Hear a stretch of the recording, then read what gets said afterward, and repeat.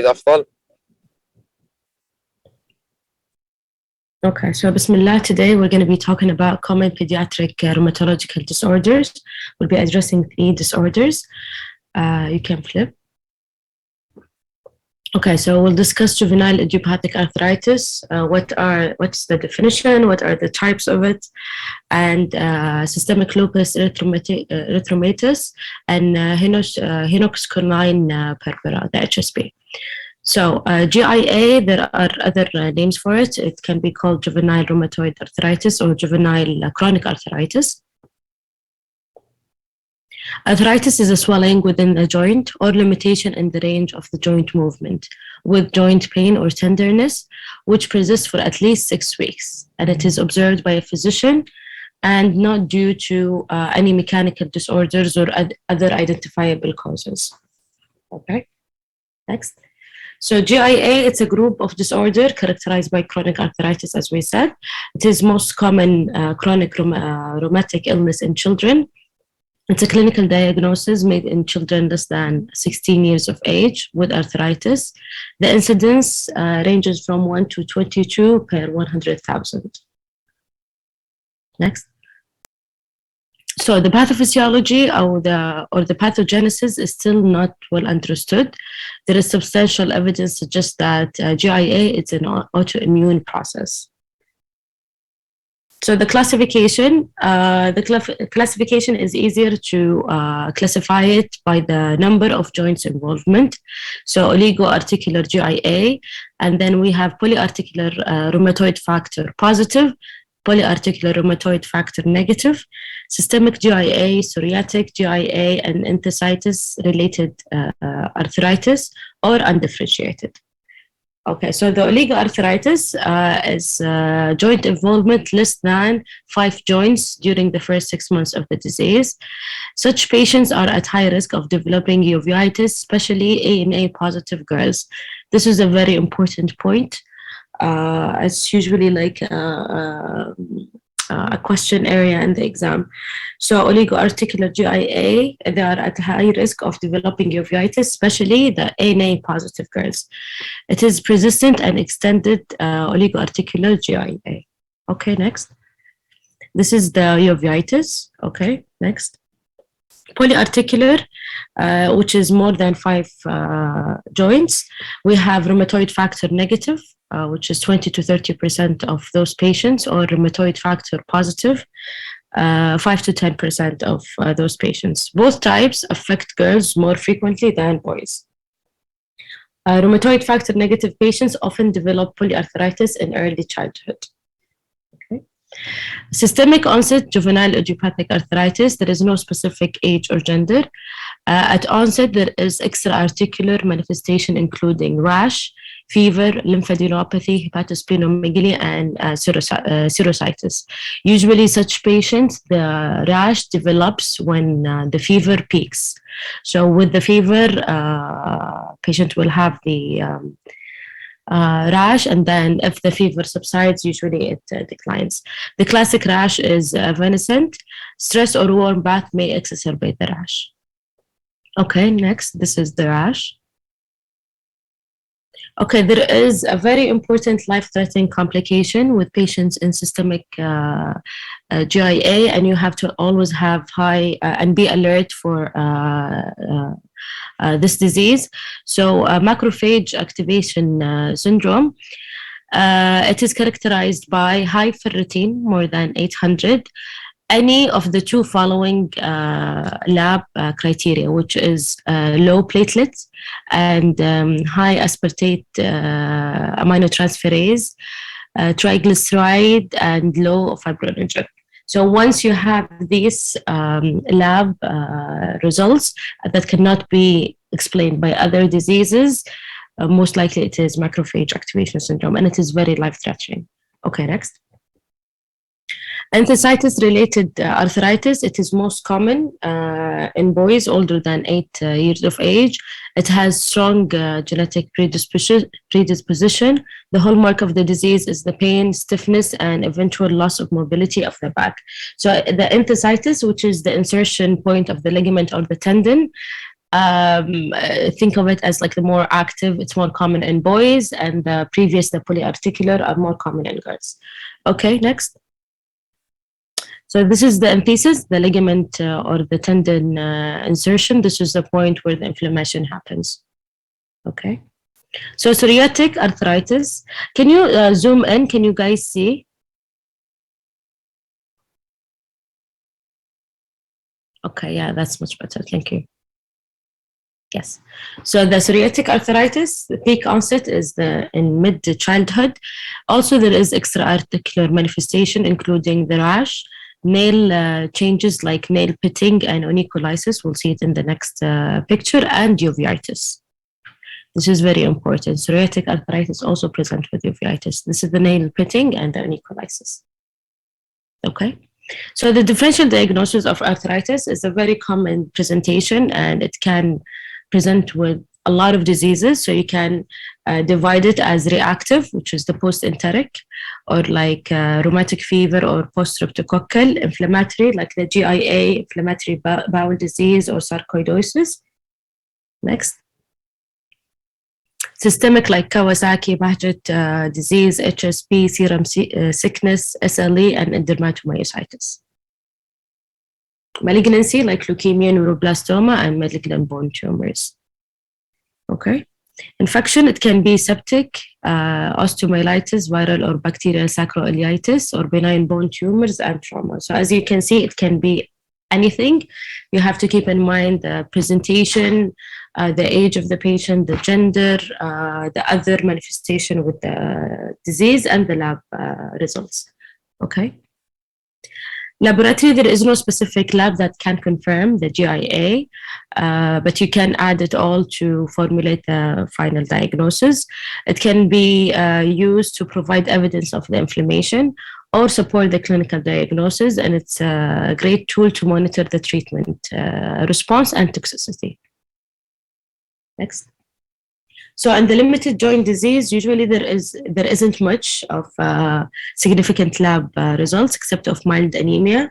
With the extensive arthritis, anemia will be more evident, iron deficiency anemia or normocytic hypochromic anemia, high WBC count and high platelets, and both of those are acute phase reactant, so during the inflammation. Okay. ESR, it is useful but not reliable measure of the active disease. It's helpful in the monitoring of the therapeutic efficacy of the medication. Okay, CRP is more reliable monitor of the inflammation response. Rheumatoid factor is important. You can check for the IgM, IgG. Rheumatoid factor positive in later childhood polyarthritis, subcutaneous nodules, or articular erosions. ANA is more frequent in young girls with oligo-GIA, the ones that we said that they have risk of developing uveitis. It is less frequent in older boys with systemic arthritis. Okay, that's all. Next. So synovial fluid, this is a difference of synovial fluid upon aspiration. This is the normal, non-inflammatory, inflammatory, septic, and hemorrhagic. Okay. Radiology, usually radiology in the early stage, it will not show much. Maybe periosteal soft tissue swelling, widening of the joint space, juxta-articular osteoporosis. Okay.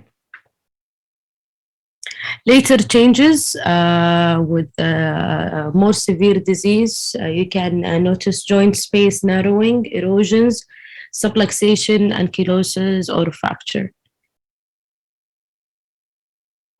So the management, you cannot, as we said, it's probably an autoimmune disease. You cannot treat it, but you can monitor or control the pain, control the inflammation to preserve the function of the joints, promote normal growth in children and overall development, and you can manage the systemic complication.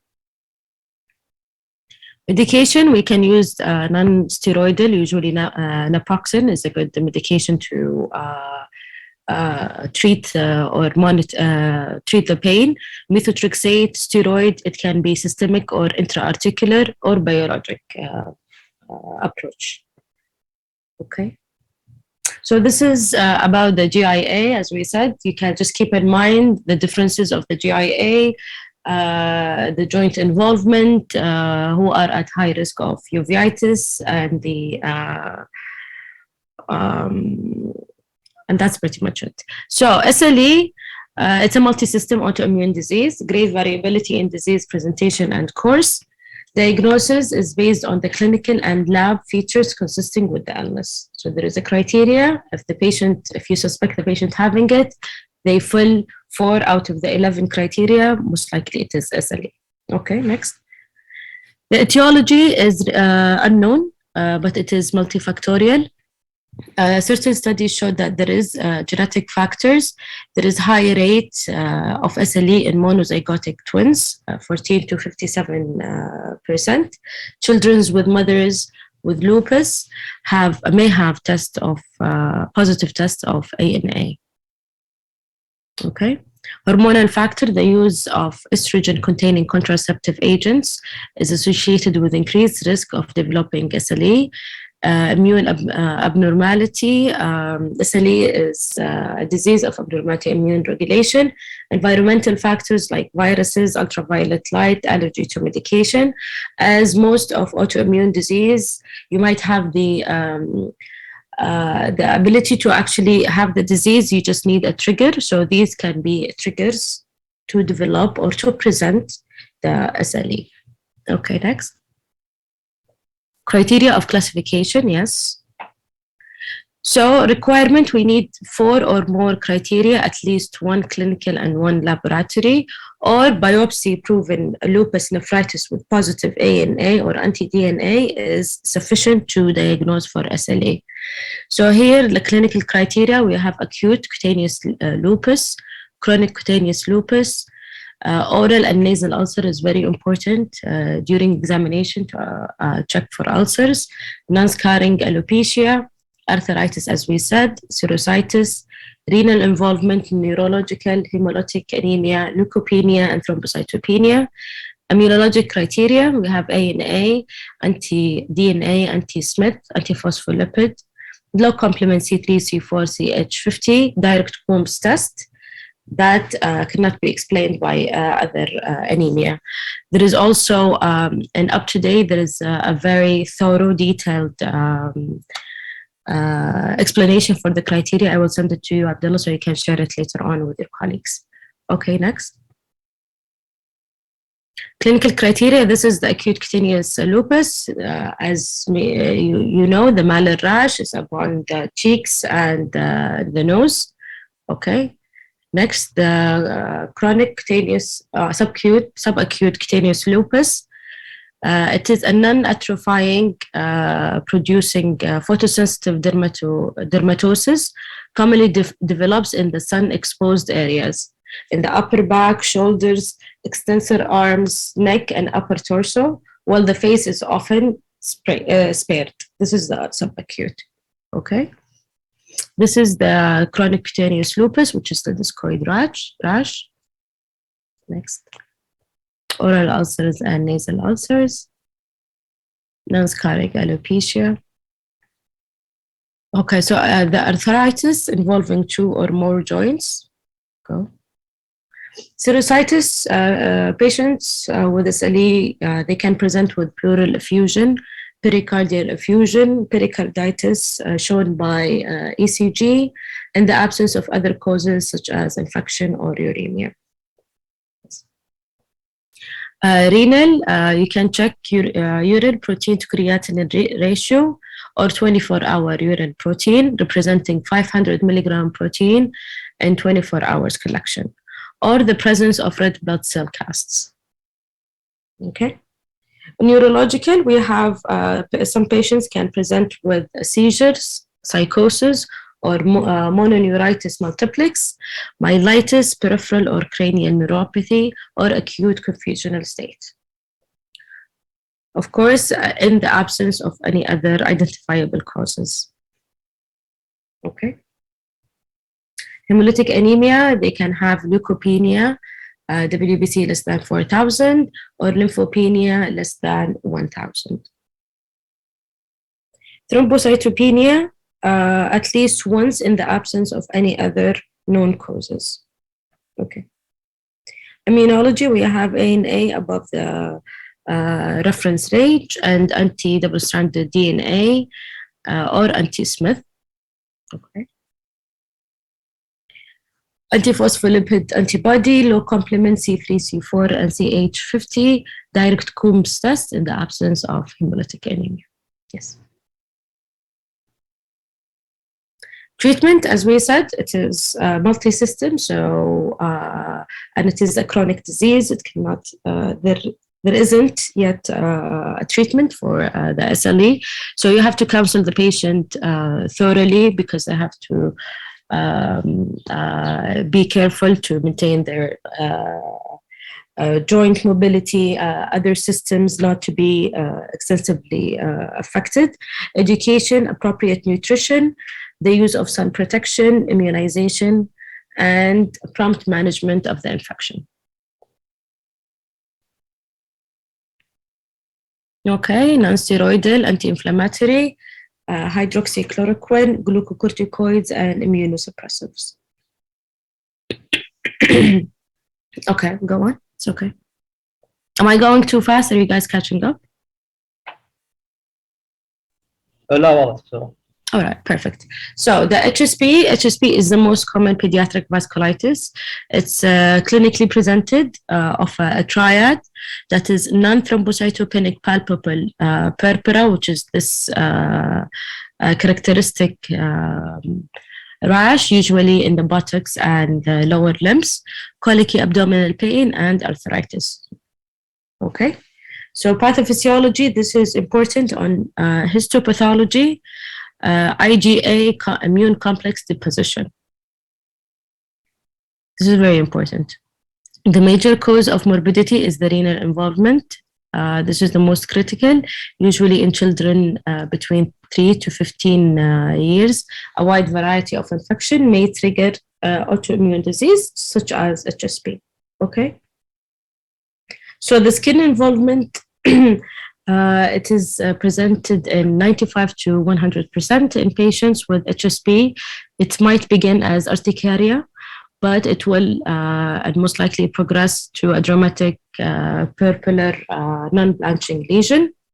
The GI involvement, 35 to 85%, ranges from colicky abdominal pain to profuse bleeding and intussusception. This is important. So usually patient, if they present with something that raises the suspicion of HSP and they present with acute abdominal pain, you have to think of intussusception. Okay, arthritis, 60 to 84%. It's usually transient. It does not cause chronic damage to the joints. Renal disease, it's the most important and most serious sequelae. This complication occurs in about 25% of children. And usually this is the main reason for ICU admission. Okay. Diagnosis, so the purpura, as we said, is very characteristic. It's a mandatory criteria. Abdominal pain, histopathology, very important. Vasculitis, usually you can find IgA complex deposits, arthritis or arthralgia, and renal involvement. The therapy, as we said, it is primarily supportive, aiming for symptomatic relief of arthritis and abdominal pain. The use of steroid in children who do not respond to non-steroidal or in those thought to be at high risk of developing renal compromise continues to be controversial. And thank you so much. This is it for our lecture. ممكن أسأل كم عددكم كامل؟ عندنا دكتورة 63. All right. Thank you so much. الله يعطيك.